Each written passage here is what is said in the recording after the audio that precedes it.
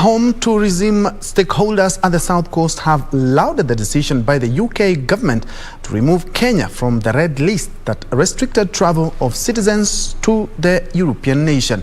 Bobby Kamani, Vice Chair of Diani Hospitality Owners Association, says hoteliers at the South Coast are optimistic of increased tourist arrivals from the UK.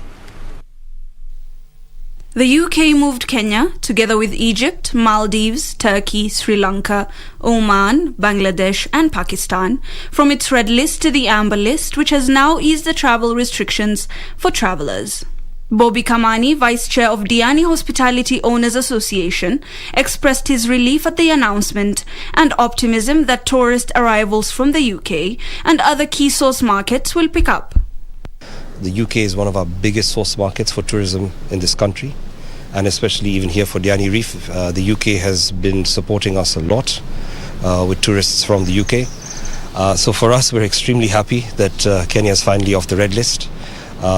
It's taken a long time, but at least we're finally off.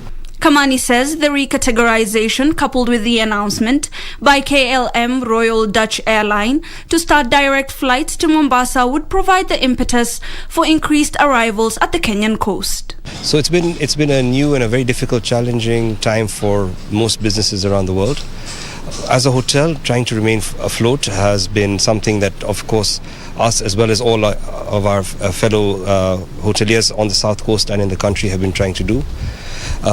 Keeping recruitment at a minimum has been one of the challenges because hospitality generally as an industry is something that is very labor intensive. For the past 5 months, the Kenyan coast has been heavily dependent on the Eastern European market, regional tourists, local travelers and conferences to stay afloat. I think it's something that has also taught us to remain resilient. It's also taught us to rely on other markets. So whilst the UK had shut down earlier this year, it taught us to rely on the Eastern European market.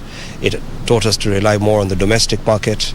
So we've opened up new source markets, but we're just glad that we're getting back one of the traditional source markets from the UK. So the hoteliers say they are adhering to the recommended COVID-19 protocols at their premises. We have ensured that every employee on the ground has had their second dose as well of their vaccination. So our team here is fully vaccinated.